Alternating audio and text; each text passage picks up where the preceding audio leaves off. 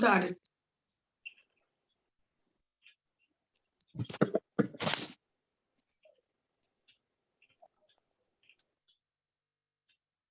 Hare Krishna. Welcome to this session today. That is daily Bhagavad Gita. So let us start the session now.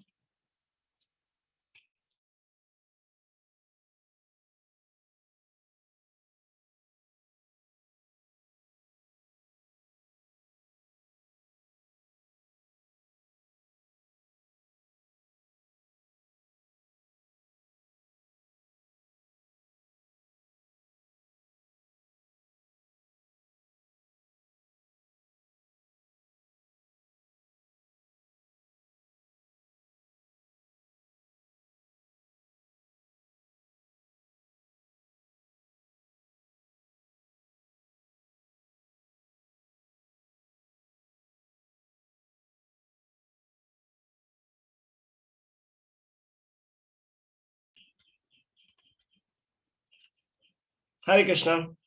Thank you very much for joining here. Give me 1 minute. Just setting up some things here.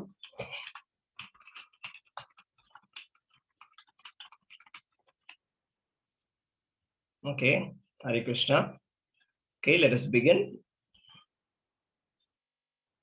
So first, let us take blessings from Jagannath, Baldev, Subhadra, the Lord of the universe, Jagannath. Jai Jagannath, Jai Baladev, Jai Subhadra, and Jai Nityananda, Jai Gauranga. And we will take the blessings of Parshuram Bhagavan and Vaman Dev. Parshuram Bhagavan ki Jai, Vaman Dev ki Jai. Okay, just a second. Some problems. Excuse me for this.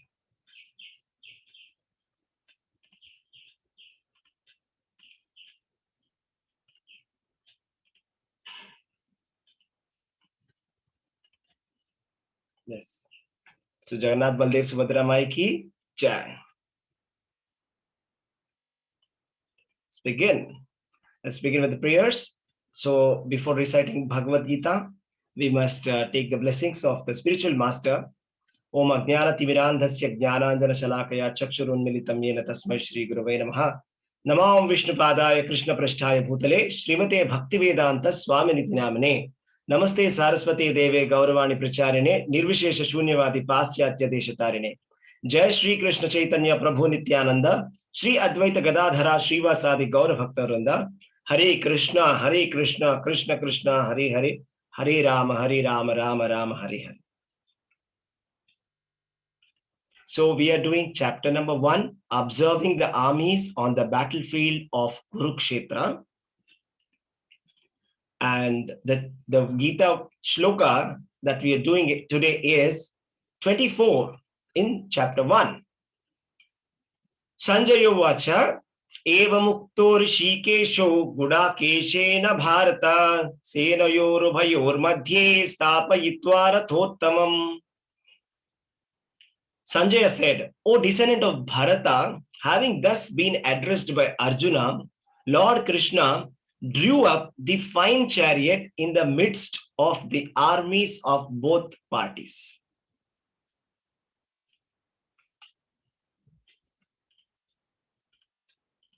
Yes. So today's verse, what we have seen is the first sentence is Sanjaya Uvacha. So there are 3 levels of conversation that is happening in here. Bhagavad Gita is a part of Mahabharata. Mahabharata is the biggest epic in the world. It consists of 1 lakh verses. And this conversation, the first level of conversation is between Vaishampayana Rishi and Janamejaya. Janamejaya is the son of Parikshit Maharaj. So this discussion is going on at the first level. In the second level, Sanjaya is having a discussion with Dhritarashtra. And Sanjaya is telling to Dhritarashtra about the conversation of Krishna and Arjuna. So here, Sanjaya is telling that Evam Ukto Rishikesho Gudakeshena Bharata. So he is telling as a third person that having been addressed by Arjuna, Krishna drew up the fine chariot. So like that, he's telling as a third person, here that he's telling that he's referring to Krishna as Rishikesha, and he's referring to Arjuna as Gudakesha, and he's referring to Dhritarashtra as descendant of Bharata. So each and every word in Bhagavad Gita has a meaning. So there is the reason why certain word has been put somewhere, there'll be some meaning inside it.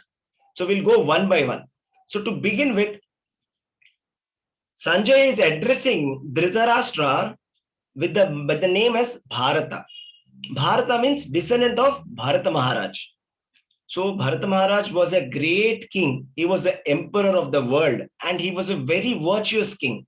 So he is reminding Dhritarashtra that you are belonging to such a great lineage of Bharata Maharaj. So therefore you must remember about the religious principles, how Bharata Maharaj has followed. Like that he's telling. And here we have another word. He's referring to Krishna as not Krishna, but as Rishikesha. Rishikesha, Rishika, Isha is Rishikesha. So here, Rishika means senses. Isha means controller.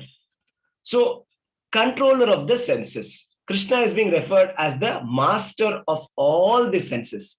So, let us try to understand what this basically means. Every living entity on this earth has got senses.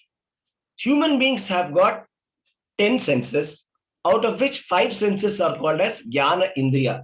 We have got 2 eyes, 2 ears, nose, tongue, and touch. So like that, these are the senses that we are having. And what happens? This above these senses is the mind. Indriyani parani ahur, indriyabhya param manaha, manasastu parabuddher, yo buddhe parasastu saha. Means above the sensual platform is the mental platform, that is thinking with mind. And above mind, mental platform, is the intellectual platform. Above the intellectual platform is the platform of the soul, that is spirit soul platform, spiritual platform. And above that platform is the Paramatma or the super soul. So therefore, Krishna is much higher than our senses. And therefore, we cannot perceive Krishna with our eyes. That we have to understand. And who has given these senses to us? We have got our body and we are trying to enjoy with our senses. But now the question is, who does this belong to? Our body is just like a rented car. Just like you take a car for rent. You pay some money and you take it for rent and you return it back. Similarly, we have taken this body from the material nature. And material nature is under the control of Lord Krishna. So therefore, everything belongs to Krishna. Isha Vasham idam sarvam. Yatkinchat jagatyam jagat. Everything belongs to Krishna and everything is controlled by Krishna. That is God, Krishna. So there is a definition of bhakti in the Narada Sutras, which says, Sarvopadi vinirmuktam tatparetvena nirmalam rishikena rishikesha sevanam bhaktir uchyate. Means, what is the definition of bhakti is, we have to engage all our senses. Rishika, I told you, Rishika means senses. We have to engage, when we engage all our senses in Rishikesha Sevanam, in the service of Lord Krishna, then that is called Krishna consciousness or bhakti. By doing bhakti, what happens? By doing bhakti, we get liberated from ignorance. Right? So the next word here is Gudakesha. Gudakeshena Bharata. Gudaka means darkness. So Arjuna is being referred by Sanjaya as Gudakesha. That means he is the conqueror of darkness. So the spiritual meaning for this is that Arjuna has conquered the ignorance. So basically, we have 3 modes which are working on us. One is mode of goodness, mode of passion, and mode of ignorance. Just like we have 3 states of existence. That is, either we are awake, or we are in deep sleep, or we are in a dreaming state. Swapna, Shushupti, and Jagrita. So out of these three states of deep sleep and dreaming and being awake, Jagrita or being awake is considered to be the best state. Similarly, better than completely being in sleep, better than mode of ignorance is mode of passion, better than mode of passion is mode of goodness. So here it has been said that Arjuna has conquered sleep. How did he conquer sleep? Rishikena Rishikesha Sevanam. By the devotional service, by Krishna consciousness. Arjuna was already Krishna conscious. If Arjuna was not Krishna conscious, why would Krishna deliver Bhagavad Gita to Arjuna? Why not to somebody else? And Krishna himself says in Bhagavad Gita, Bhaktosi Sakha Cheti. And he says, you are my dearmost friend. You are my dearmost devotee. Therefore, I am giving you this Bhagavad Gita. So Krishna has already acknowledged Arjuna as a great devotee. So, and Arjuna has defeated darkness or sleep, mode of darkness and sleep with the help of Krishna consciousness. So Arjuna used to be always thinking about Krishna. Correct? So there is one interesting story in this regard. Arjuna was materially a very skillful person. Very, very skilled in the warfare, especially in archery. That is why our government gives, to the sportsman awards called Arjuna Awards. Right? We do not give any other kind of award with any other name. Why Arjuna? Because he was very skillful. How was he skillful? I will tell you. Very interesting story. So this Arjuna was very interested in the subject matter of archery. He wanted to learn everything from his guru, Dronacharya. So Dronacharya, however, wanted to give some extra lessons to Ashwatthama, his son, because anybody would have natural affection towards his own son and would like to give something extra to the son than to the people who come to tuition.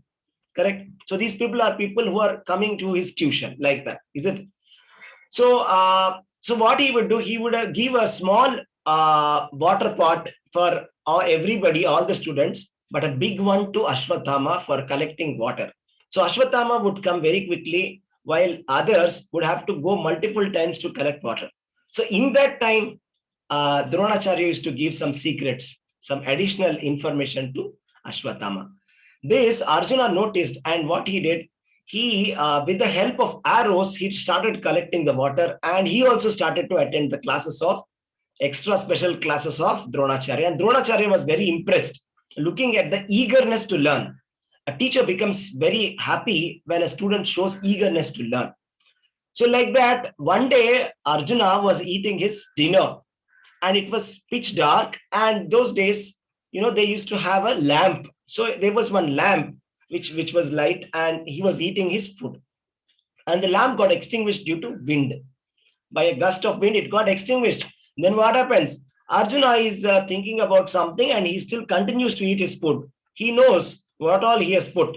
Here is chawal, here is dal, here is sambar, here is rasam, here is sabji, everything he is eating. And without any problem, he finished his meal. Then he realized that, okay, if I can eat my meals without any light, why cannot I practice in the night? So therefore, let me practice in the night as well. So he sleeps, he keeps awake all the night and he practices the warfare. So like that, he becomes an expert. So like that, he has conquered the sleep. And here it is said, Sanjaya said, O descendant of Bharata, having addressed by Arjuna, Lord Krishna drew up the fine chariot in the midst of the armies of the both parties. So Krishna has, what did he do? He drew the chariot in midst of the armies of the both the parties. So here in the purport, Srila Prabhupada is saying, so Arjuna conquered the sleep and ignorance because of his friendship with Krishna. As a devotee of Krishna, he could not forget Krishna even for a moment, because that is the nature of a devotee. Either in waking or sleep, a devotee of the Lord can never be free from thinking of Krishna's name, form, quality, and pastimes. Thus, a devotee of Krishna can conquer both sleep and ignorance simply by thinking of Krishna constantly. This is called Krishna consciousness or Samadhi.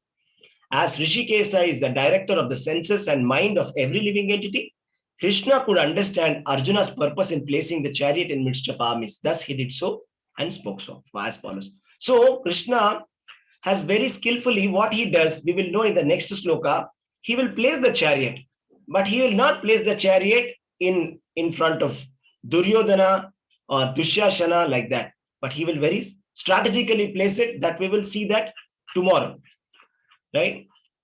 So therefore, if we become the pure devotee of Krishna, and if we surrender all our senses to the service of Krishna, then Krishna will become the controller of our senses. Then Krishna will personally give us instruction how we must act in our life. So with that lesson, let us become very committed and serious in Krishna consciousness, and let us take up this process of extraordinary process, with the help of which we can also conquer ignorance, just like how Arjuna has done. So with that note, thank you very much for hearing patiently. Hare Krishna, all of you. 1 minute, I will just unmute.